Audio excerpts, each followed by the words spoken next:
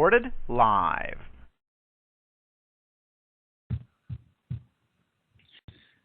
Good evening and welcome to our podcast. It's Saturday, March 22nd, 2014. We are Freedom from Covert Harassment and Surveillance. We are here each Saturday night at 9 p.m. Eastern Time to educate and assist those who are targeted with organized stalking and electromagnetic attacks, and to let you know that you are not alone and that there are many thousands and millions of us nationwide and worldwide working together for our freedom.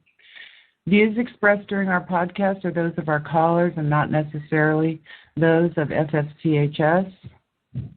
I'd like to introduce our guest this evening, Dr. Robert Duncan. He is the author and former Department of Defense scientist. He is extremely knowledgeable and has made many appearances on internet, radio, and TV speaking about our issues. He has often been an advisor to our community from the time he first arrived on the scene in 2005. He has also been a mentor to those who are technically trained since he has worked firsthand with some of the technology being used against us.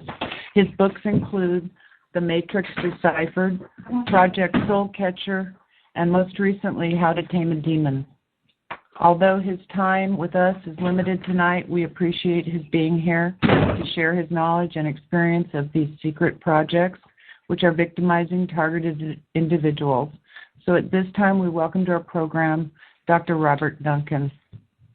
Well, thank you very much. I appreciate you asking me to be on this call. And actually how I wanted to start out is I feel that I owe the TI community an apology from a couple radio shows I did, the Pete Santelli show. A few people felt that what I had to say was disheartening and that I was saying there was no hope. There absolutely is hope.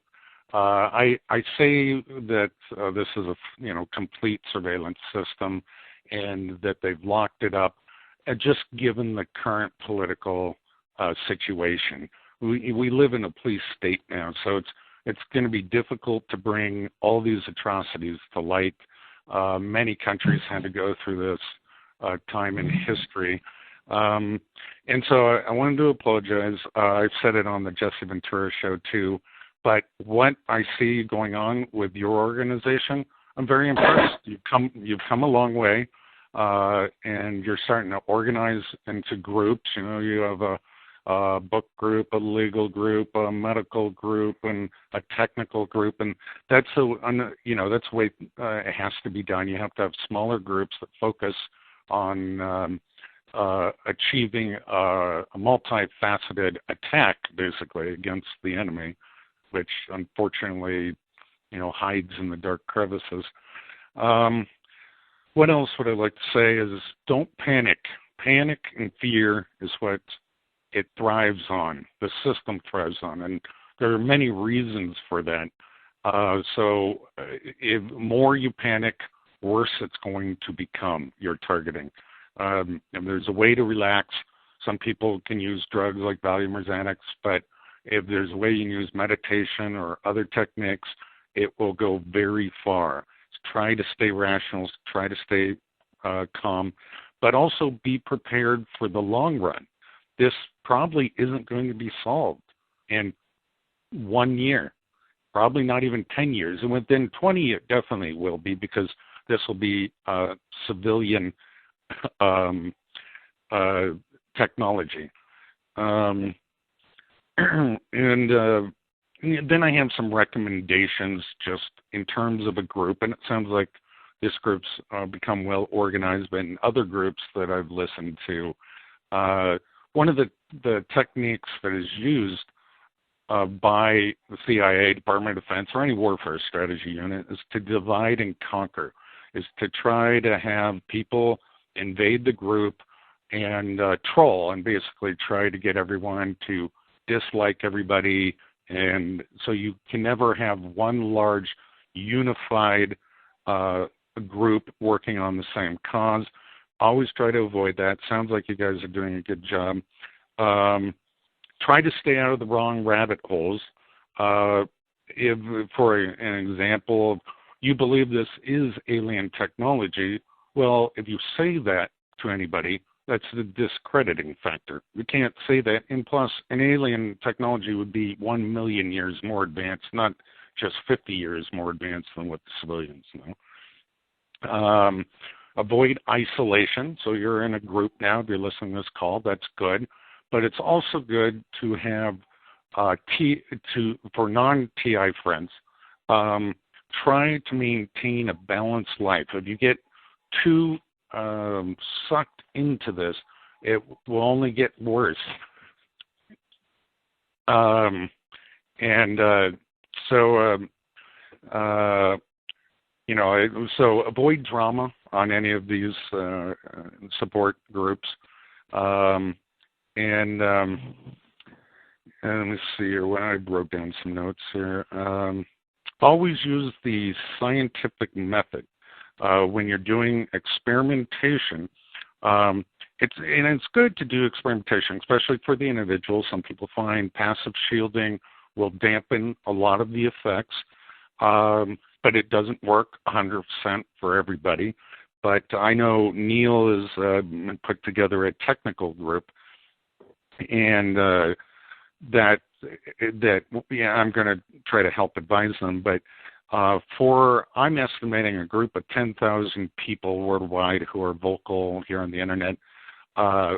You have to have 100 test subjects for a 95% confidence level that particular, jammer, shielding technique, drug, whatever it may be, is having an effect to help the TI community.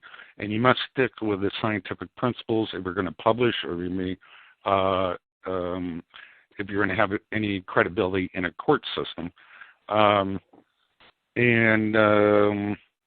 I also have a little bit of advice, and this is just from my experience with talking with TIs. Don't assume you know who is behind it. I hear things from, it's the Zionists, or it's the Chinese, or the Russians, or it's my neighbor, and everybody has an idea who's behind it. You actually don't, because the mind control is so powerful, and their techniques so advanced, and they can use voice transformation and other techniques that will make you assume you know who it is. They can use correlated events.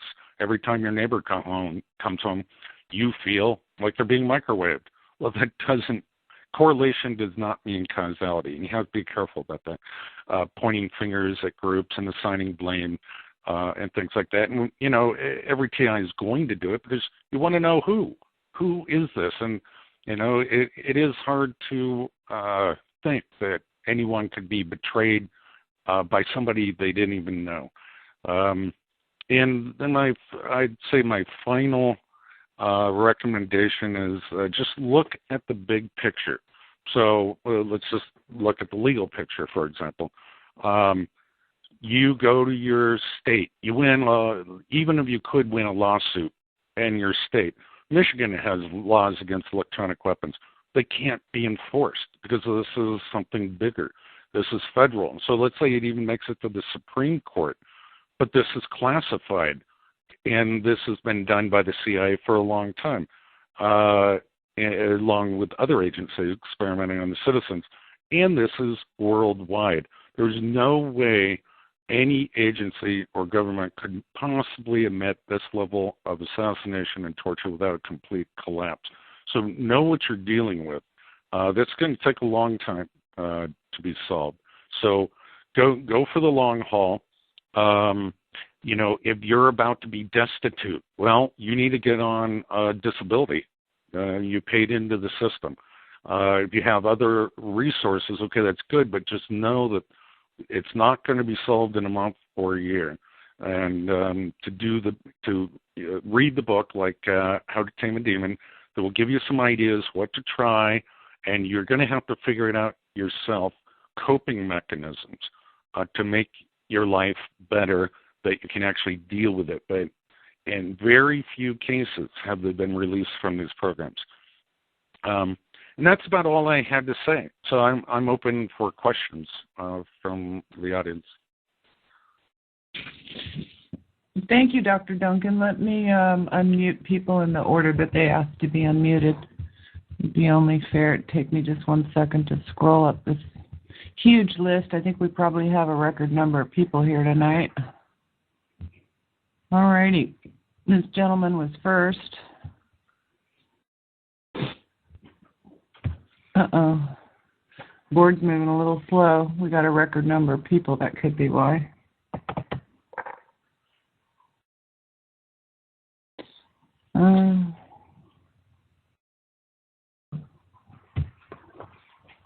There we go.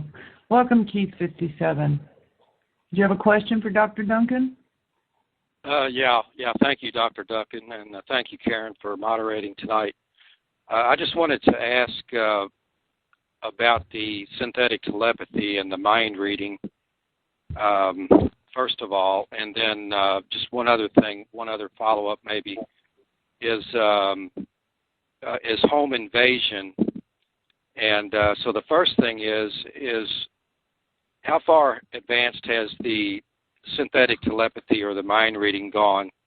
It appears to me that it's actually gone to the stage where they can actually retrieve individual passwords for your online accounts, and then of course the extreme mocking that level of invasive assault on your psyche would could be done. Yeah. Okay. Yeah. Okay. Yeah. Now go ahead. If you want to answer that, yeah, go ahead. Yeah. It's in fact, it was a research team recently in California showed with $150 headset just reading EEG waves off of your scalp, that by showing digits of the person's passwords, assuming they're looking at it, you have to force their concentration on it, they could hack passwords by reading what's called the P300 signal and a delay in it. So obviously, yes, they can hack your passwords, but they can do it even more cleverly, that your brain, once they entrain your brain, rewire it to speak in thoughts rather than in pictures. About 40% of the population thinks in pictures, but they can retrain it to think in words. You will silently sound out your passwords every time you type, and they can read that from you, and that's part of the synthetic telepathy. Synthetic telepathy actually goes much further. They can read your emotional state, and stress levels are important, and that's why on these torture programs, they can sense if stalking bothers you, if other things. And you were asking about the break-ins. Well, why do they do the break-ins? The break-ins aren't actually to steal money from you. That's not why they're doing it. It's the same as stalking. They're trying to increase your stress levels. So whatever you cherish most, that is what they're going to attack. It could be a book you're reading. It could be a pair of clothes that you love that they'll cut up. But it's whatever you love. And generally, they don't try to steal anything of value. But with synthetic telepathy, absolutely, they can read your emotional state. They can induce an emotional state within the target. And this is very useful. This has so many purposes in warfare and spying and controlling populations.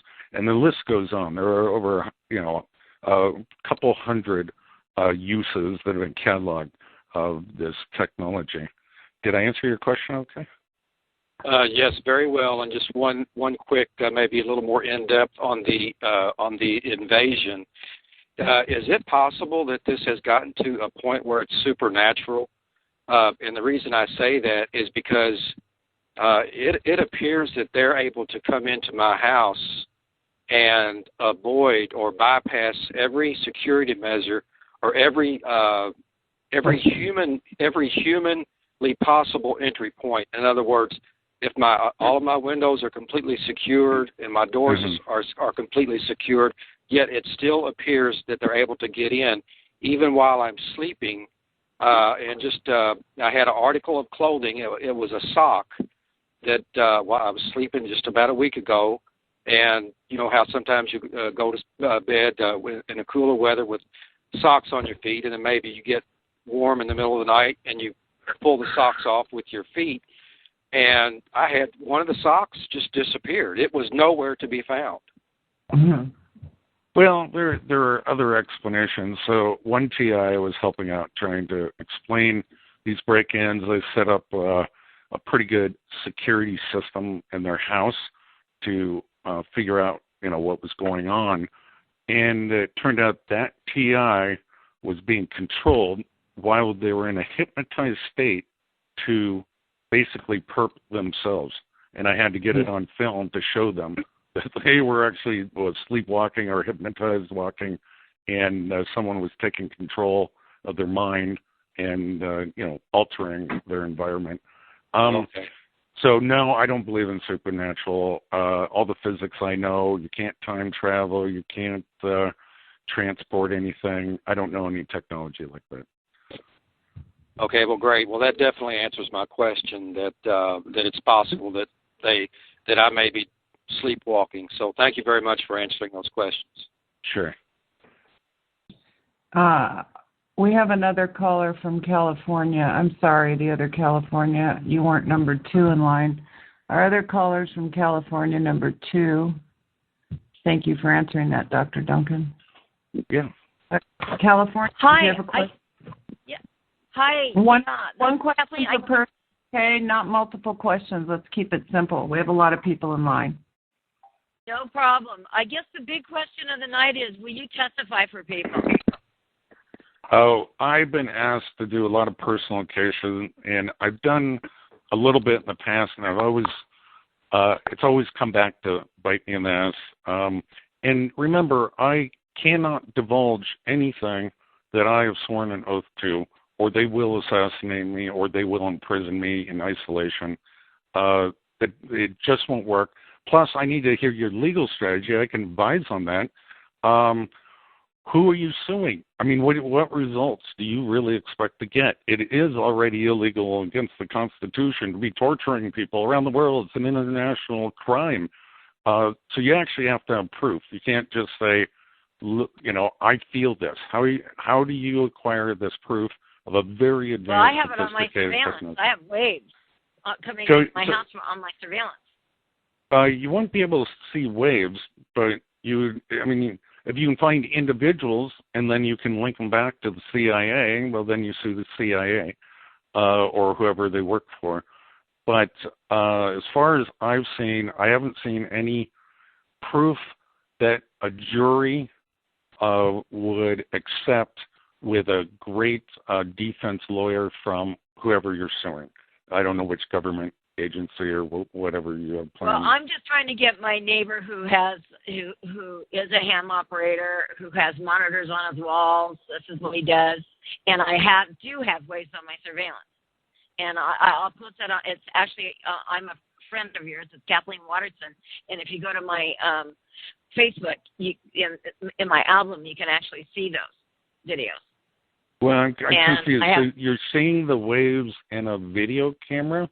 So on a surveillance. Okay, so his electronic equipment is interfering with your surveillance equipment. Is that what you're saying? Right. Well, I put it up there to protect myself, and glory hallelujah, all of a sudden these waves started appearing, and I have thousands of them. Okay, but it's a big leap to go from radio wave interference of my surveillance equipment to I'm being targeted by his equipment in my bioelectromagnetic, body. You haven't proven that leap. Right. Well, I have that actually. He's running around this desert telling everybody about his microwave frequencies. So, but anyway, I see your point. Yeah, and I'm just saying it's much harder to prove than you think it is. I agree. You might be able to say every time he's home, I feel this pain. So you can prove correlation, but that doesn't prove causality. And, the scientific evidence is still, it's out there, but it's hard to, let's say you were in front of a court, to prove to a local court that this technology exists. So you may be fingering the wrong person, is all I'm saying. Because you got to remember, this is going on all around the world, in every country in the world, not just your hometown, not just your neighbor, not just your state, not just the United States. It's everywhere it's going on. So this has to be something much bigger and global. And so that's just my opinion. It's doubtful that it's your neighbor doing it. Okay. All right, my opinion. Hi, we have a caller from West North Carolina. Did you have a question? Oh, yes. Thank you, Dr. Duncan. I was wondering is it possible that there is a simpler technology that people are using? My remote perps are telling me it's cell phone. All you need is a cell phone and maybe a cell phone camera. Is it possible that it's simpler than what we might think? No. This is actually the most complex technology that mankind has ever invented. It involves many fields of science. And what they want to do is make people go down the wrong rabbit hole. They want you to think it's really simple. They want you to think it's a handheld ham radio. But that's just not the way it works. It's much, much more complicated. And so, no. The answer is no. It's not done by cell phones. And as far as V2K, it's caused by what? V2K is a complicated one. It involves 4 different technologies. One of them is quite well known, which is the microwave hearing effect, which causes thermal expansion of the brain to the inner ear, and you can hear a voice projected at the skull. But what's really going on with synthetic telepathy is your audio cortex has been rewired to specifically receive a signal only for you. So you're acting like a cell phone. Right. Mm-hmm. Okay. And there are a couple other technologies like ultrasonic heterodyning that can do it, and a few other things. But it's a really complex neuroscience, bioelectromagnetic technology. And very complex.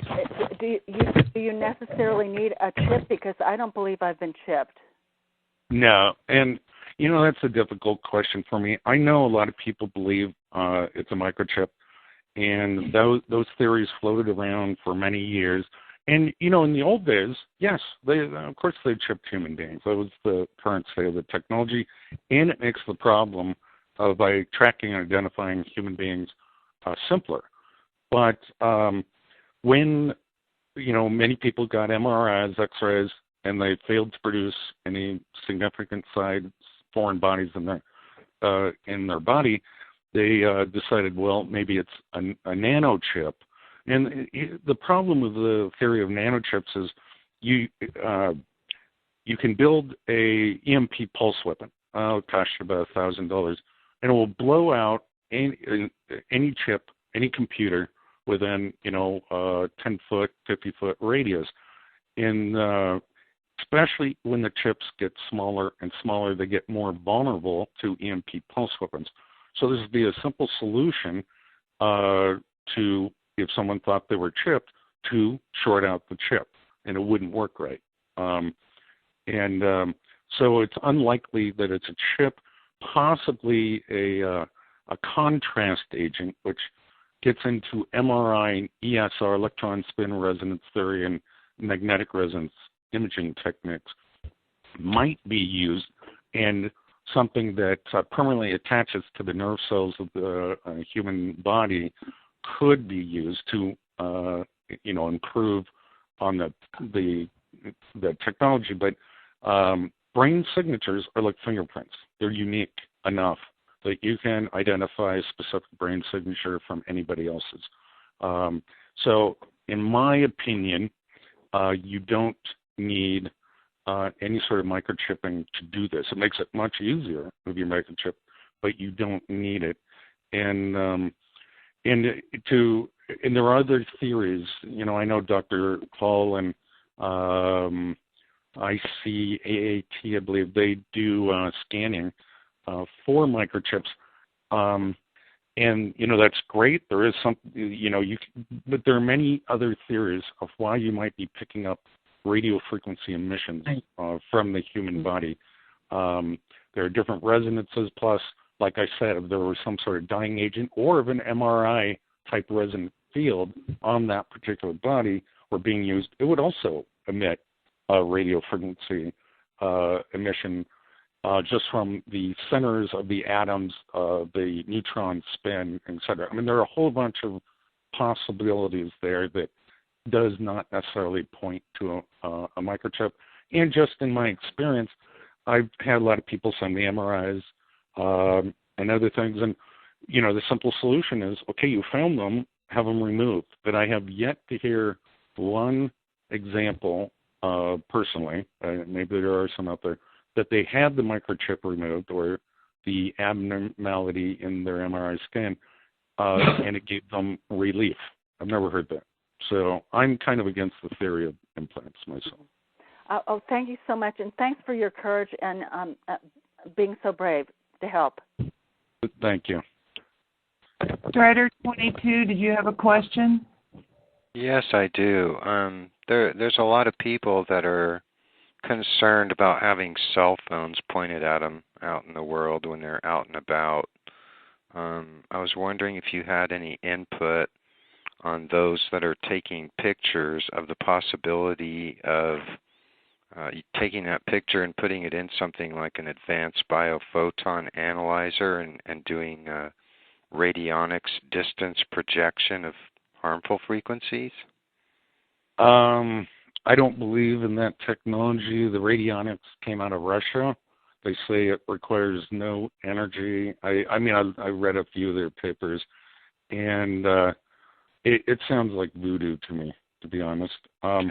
Well, you can't just put a picture in a box and then put a spell on somebody. I'm a scientist, so I can't go down there. Right, yeah, you would want proof. Actually, my experience with electromedicine in healing people with genetically altered mycoplasmas and the whole Lyme disease complex, the work of Dr. Jeff Sutherland from the Frequency Foundation. Yeah, well, that's different. They're actually injecting electromagnetic frequencies to try to break up the DNA of the bad cells and the cancerous cells, and that has a lot of plausibility. Radionics, as I understand it, requires no plug into the wall, nothing. It's just some sort of resonance filter. So maybe I misunderstand what radionics is. Yeah, well, Dr. Jeff Sutherland was actually projecting the frequencies to a distance, and that was confirmed by Nina Silver, PhD, who wrote the 700. But just by putting a digital picture into a box, I mean, I don't understand that. I'm just kind of wondering because when I was given an underground radionics book, my house was burned to the ground a week later. Hmm. Could have been just timing. I mean, it's something that I'd like to pursue and learn more about since I'm facilitator for R&D. Neil, I may have some papers I can send you over the net. All right, thank you. Dr. Duncan, I have one quick question. I'm the moderator. This dust that can bind to every atom in your body and make you more, what did you say, to make you more visible? Yes, susceptible, visible to certain frequencies, Yeah, I believe I had that put in my fish oil, which I proceeded to take for God knows how long and didn't notice it, that no light went through the box until quite a while after I'd been ingesting it. You said it attaches to every atom in your body. Well, don't your cells shed? Don't you make new cells and replace every cell in your body once every 7 years? No, well, skin cells shed every 15. No, what is it? It's you shed 15 cells every week or something from the outer layer of your skin. But no, brain cells, nerve cells, no, they're almost for life. They never reproduce other than in childhood. They're permanent. You don't grow new brain cells. Oh, well, that's okay. I know. Nice. It was a good try. And I don't know any way of it detecting it, and obviously this would be very classified. And that's what they were using, but it's merely a theory. We don't have any proof of that. Right, and if the person were to theoretically have ingested that, the type of theoretical technology used on them, would it be an MRI resonance type technology, or would it be? It would. Yeah, it would be the two. There are about 26 different high-end energy physics surveillance techniques, and two that really do are pointed out are MRI and ESR. And a lot of people don't know what ESR is, but I find it very important in part of their surveillance technologies. And there are what are called spin tags, electron spin tags, that read the free radicals in your body, and they can permanently bind to some of the cells, and that would give feedback of your body's electrical systems, for example. Now, to detect them, if you actually have it, I mean, we're talking $1 million pieces of equipment, $10 million maybe for the equipment to detect it. But they're obviously doing it under Earth Gauss. Gauss is a magnetic field force. Right. And so it's very small, but it encompasses the Earth. And so you could hypothetically turn the Earth into an MRI machine or an ESR machine. And also to induce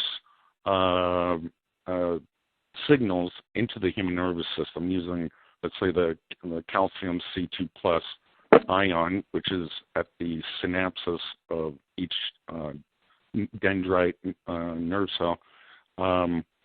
You would use something called cyclotron ion heating, would be a technique. And you can look this up and you can calculate under whatever part of the world you're at what the cyclotronic resonance frequencies would be for all of the four major ions used in communication of your brain cells. Is there something about the strontium, barium, and aluminum in the chemtrails that's not just piggybacking HAARP, but putting these free radicals into us, and would taking antioxidants like megadosing vitamin C help to make us not so much of an antenna? Yeah, well, I do think there's something to that. I don't know about chemtrails. I don't study them. But absolutely, antioxidants, I do believe, would help lower some of the intensity of the attacks that people are feeling. Thank you. Okay, we've got a bunch of other people waiting here. West Massachusetts, hi. Welcome. You have a question, Dr. Duncan? Hi, this is Kate. Hi, Robert. Hi, Kate. Couple of questions. I notice if I touch my body when I feel like there's electricity or static, it actually feels like it's coming out of my body. And I was wondering if that's a way to identify that ESR is being used. Well, it's a complicated question. Some experiments you can do on yourself, and there are many factors going on here. But if you change your body resonance, let's say you're under a severe attack, I mean, they're just frying you, and you grab onto metal and you point metal in different directions, you're going to notice that the attack is going to lessen at certain angles. You can use capacitors to change your body resonance, but the system adapts. It will adapt, and then it won't work anymore. And you can keep changing your body resonances, and it will give you some relief, and then it's going to readapt. Then there's another effect going on, which is kind of psychosomatic, that anytime you're in a semi-hypnotic state, they're doing brain entrainments. And so if you can break the brain entrainment, whatever it is, using music or, your tinnitus frequency that they inject in you, or even changing temperature, putting hot and cold on you, or anything that will break you out of that hypnotic trance will also lessen the intensity, because the majority of attacks of PIs aren't actually classified as directed energy. I mean, it is because it's you, but it's not what people are thinking masers. They're frying me in a very small beam under intense microwave energy. It's usually entrainments in the brain, and they're stimulating your pain centers of your different limbs and other things like that. So anything that will break you out of that entrainment will be beneficial. Oh, great, thanks. And Yep. the other question I had was, the other night I had this, I get a lot of infrasound. It's that very low, it's really disturbing. Yeah, they call it the hum, the taos hum. People. And then all of a sudden they raised it up and it went kind of like ooh, and then it hit me in the ear. Can you describe what that could be? It actually seems like it focused in on my ear all of a sudden. Yeah, there's no way they could focus that at a distance because.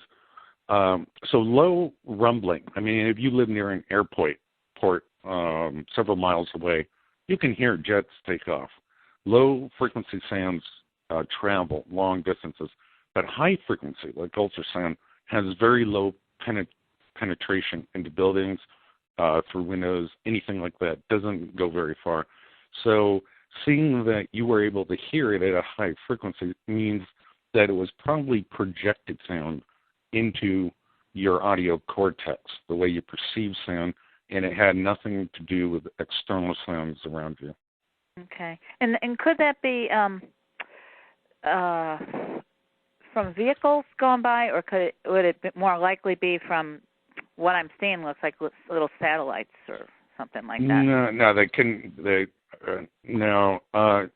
So the sound, perceiving sound is different than the actual sound. Is a vibration through the air. It's a pressure wave, and that can be stopped. You could put in earplugs, but what V2K, for example, people who have it, at least the initial condition, they can make it seem like sound is being projected from a long distance away, while it's actually being projected into your head, the brain itself. Yeah. And so there is no physical pressure wave. It's being perceived, but we as human beings rely upon our senses to understand reality. So if you can override these 5 senses, roughly, they claim, then how does a human being have any idea what's really going on in their environment outside of their body? Right. So that's just one method they use to override one of the most important senses, our hearing. Now, I tried to do some research and find if there is a deaf person who is born deaf, no sign language, if they ever have V2K, and I couldn't find any examples. And it's because their audio cortex wouldn't be able to be rewired in that way. They don't understand sound as language. So, it's kind of interesting. Well, thank you. I'll let somebody else ask you a question. Thanks a lot. Okay, let's see if I can unmute Northwest Hello, Northwest California. Did you have a question? Hello. Oh. Hello. Northwest California. That's what this technology is for. Deaf people. That's the whole point. Use it for a good reason. Okay, never mind there. Yeah, I can hear that. Sorry about that. California, let me unmute you. California, are you there? Yes, I'm here. Hi, Karen. How are you tonight? Fine, thank you. How are you? Did you have a question for Dr. Duncan? And we'd like to keep it to one. We have a lot of people waiting. I don't. I'm riveted here, though. However, thank you for asking. Oh, okay. Well, you were Thank star. you, Dr. Duncan. Okay. Yeah, thank you, Dr. Duncan. All right, let's see. East Iowa, are you still on the phone? East Iowa? Hi, yes. Hi, Dr. Duncan. Hi, how are you doing? Probably about like everybody else, but anyway, yeah, as far as the chemtrails go in Iowa, I have been since last summer filming them, and I mean, they have been bad, and I've gotten teachers to look at them too, and they are, it's like mind-boggling to them too, even they're trying to figure out, what this is, and they even started thinking if it was a part of something to help control the population or for to limit the population, or decrease it.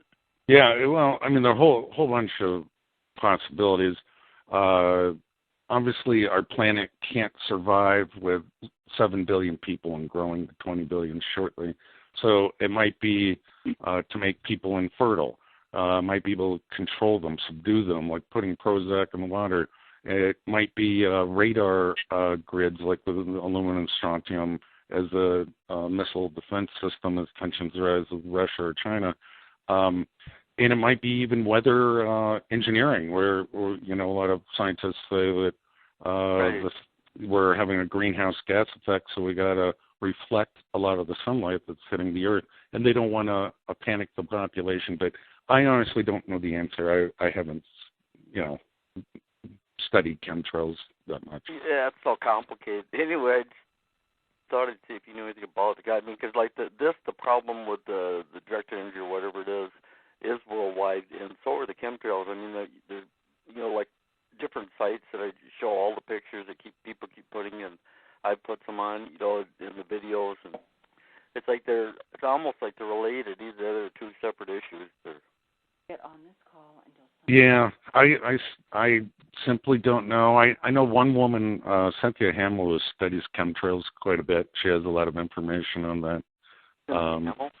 Yeah, Cynthia Hamill. She's easy to look up. She has researched the Rabbit Hole blog spot. Hamill, I think, spelled Hamil. Okay, I'll search her then. Yeah, she'll be able to give you some good articles and research papers on the topic. Okay. Well, thank you very much. Yeah, you're welcome. Anybody to talk to us, actually? North Georgia, did you have a question? Oh, yes, I do. Hey, Dr. Duncan, now, I'm an electrician, and with this smart meter. Yeah, okay, with the smart meter, can you explain the little way where they come in people's house off the ground in the neutral, and is there any way to counteract that? No, I don't study smart meters, but I know what the propaganda is. It's so the meter can talk directly to the power company and then regulate the amount of power that each house gets. But people are obviously electromagnetically sensitive, so it's just like being next to a cell tower. It's probably going to have detrimental effects. All energy causes cancer. I mean, that's just a given because you're increasing the heat of the body, and certain molecules will resonate, and it's going to break DNA chains and stuff. But I don't know the actual rationale behind smart meters, if there's a conspiracy theory behind it or not. Okay, is there anybody in your family a TI? Can you yes or no on that? Anybody in your family is a TI? You know of? No. I have a lot of TI friends, but no, I don't. No one in my family is a TI. No. Okay, thank you. Next question. Okay, Connecticut. I'm sorry I missed you. Are you still there? Did you have a question? Okay, yes, I guess please. Yes, please. Okay. And just ahead. remember, my specialty is studying mind control, the techniques of trauma-induced mind control, and that's really what I study. So I don't know too much about chemtrails or smart meters or, nanotech or anything like that. All right, go ahead and ask your question. Yes. Hi, it's Mary in Connecticut. Thank you for coming on the show. For one, we all appreciate your encouragement and support. Thank you for all you do. Thank you.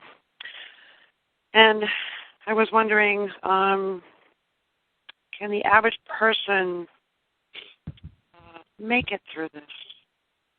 I was affected by breast cancer. How long have you been? A year ago. Okay. Did it start a year ago? How long have you been at TI? Well, I noticed the white strobes in my living room, I guess, the summer of 2011, which someone had mentioned were the, oh my God, I can't remember what they said, scatterback or something. Which you have V2K and you're being tortured as well? The tinnitus is horrible. I have active military in my neighborhood. My whole neighborhood is involved in this, at least when it comes to the intercorp or, trying to prove that I'm a Looney Tune, which I'm not.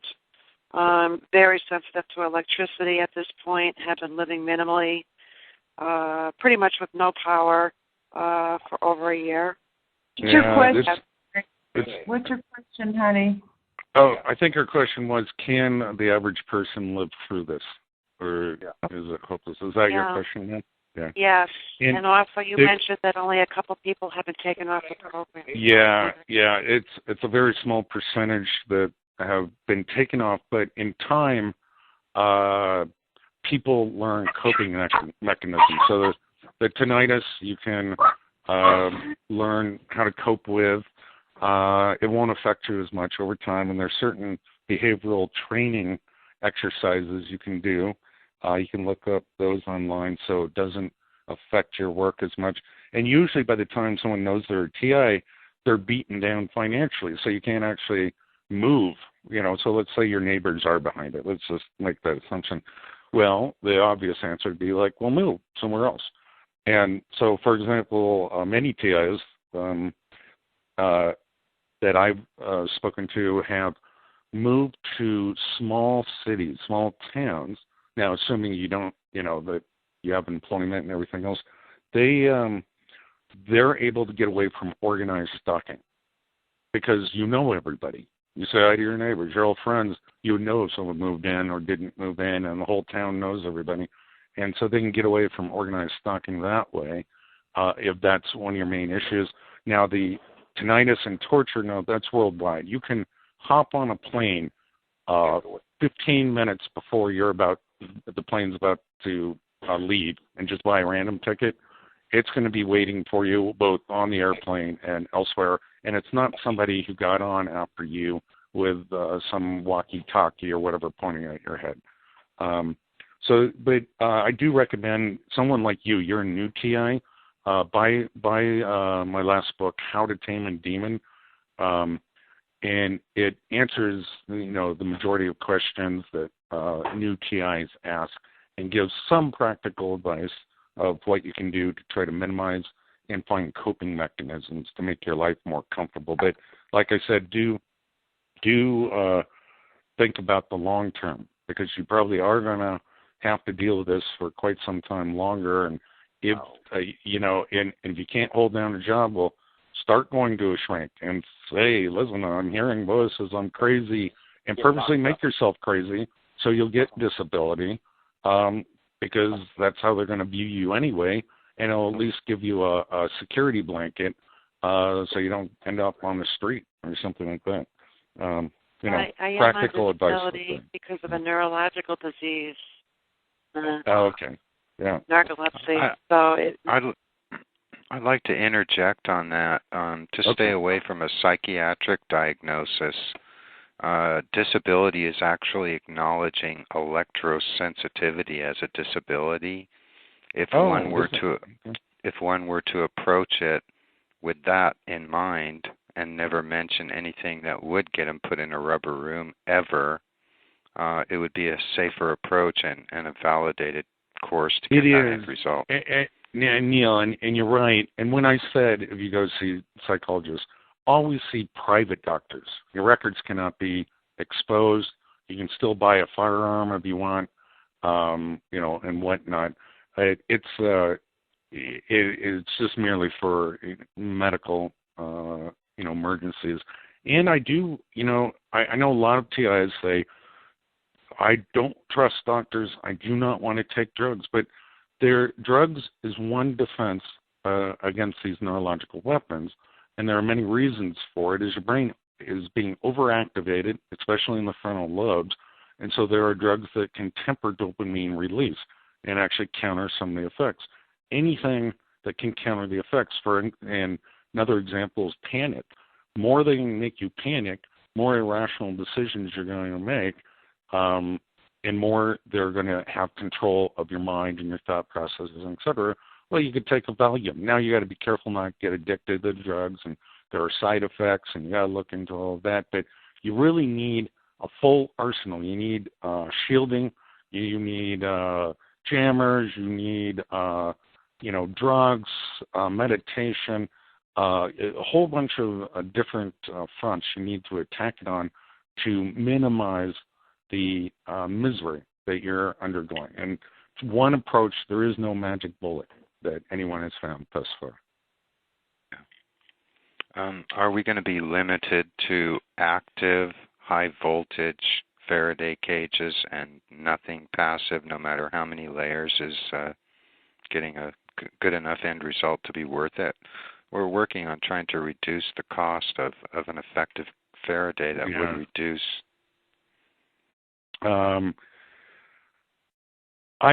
All I can say is use the scientific method, Neil, and remember that for a group of, I've estimated about 10,000 people, maybe, that are active online, that are being actively tortured, that you need a sample set of 100 people in order to prove that something works 95% without a doubt.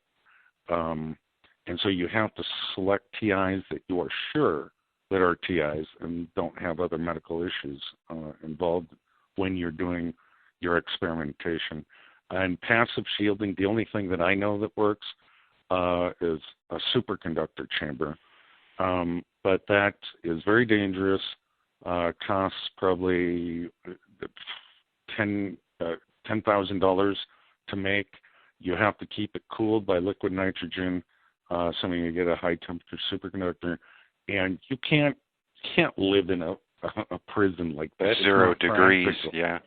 Yeah, it's above zero, but it's liquid nitrogen. But yeah, you can't live in that, so it's not practical. And there are a lot of theories of how to disrupt the signal. Now, what your brain has done is it's lost sense of its senses. It is accepting this external energy as a correlated brain function. So you're getting multiple senses. You're getting images from a faraway source. You're getting sound from a faraway source. They can hear what you're talking about. It's sort of a bidirectional communication. And so you have 10 senses now rather than 5 or even more. And unfortunately, that's what our brain does. It will integrate and reorder to new external correlated signals. That's our very nature. There's nothing you can do about it. You say you want to block the signals. Well, how are you going to do that? I mean, it comes through your body. Tinfoil hats won't work. But if you sleep in a Faraday cage, some people say with thick metal, I would suggest new metal, which dampens the magnetic field. But you still have to have a breathing hole, and, it's a complicated design. But a lot of people have found some relief from that. Decorrelating the brain patterns, such as listening to music or having a fan on at night, I've seen EEG patterns improve greatly over 6 months. But it's a long process. It's not going to be instantaneous. Screwing up some of the receptive signals that I think we've talked about, using EMP pulse weapons and such. But the FCC is going to come down and crack down on you. Right, yeah. They actually have jammer detectors now, I just found out. Yeah, so, it's against the law to protect yourself, basically. But anyway, I need to get going here. I appreciate the time to speak. And I'm just want to say, you guys, hang in there. I can see that, everyone's making headway. We're reaching more and more people. I have a enormous amount of non-TI friends who are now believers, seeing all the information that's been provided. So a greater percentage of the population is at least believing this technology is possible, but we still have to make them act or care. So is this going to happen to you? People say, they'll never go after me. I'm a nobody. They won't act on it. They won't care. It's not an immediate threat. So it's a matter of getting the right message out, in publicity, and trying to talk with one voice, one unified message when we do go public and that sort of thing. That really helps. So, I'm sorry this is all happening to people, and, it's a horrible, horrible thing, worse than what was going on with Nazi experimentation. But think that you've been brought into you've been given purpose. You've been brought into a secret war, and this is probably the most important war the human race will ever fight. This is for freedom of mind. This is for freedom of thought, not just slavery. You'll be spanked if you don't do the right thing. This is actually your self-determinism, and this is the future of the human race right now. And so I'm trying to find a bright side, but you've been given purpose. You've been called to service. So I appreciate everything everyone does. All right, you guys have a good night. Bye. Thank you so much, Dr. Duncan, and thank you for all your efforts in getting out the word for us. Thank you. Thanks, Dr. Robert. Dr. Robert. Dr. Robert. Dr. Robert.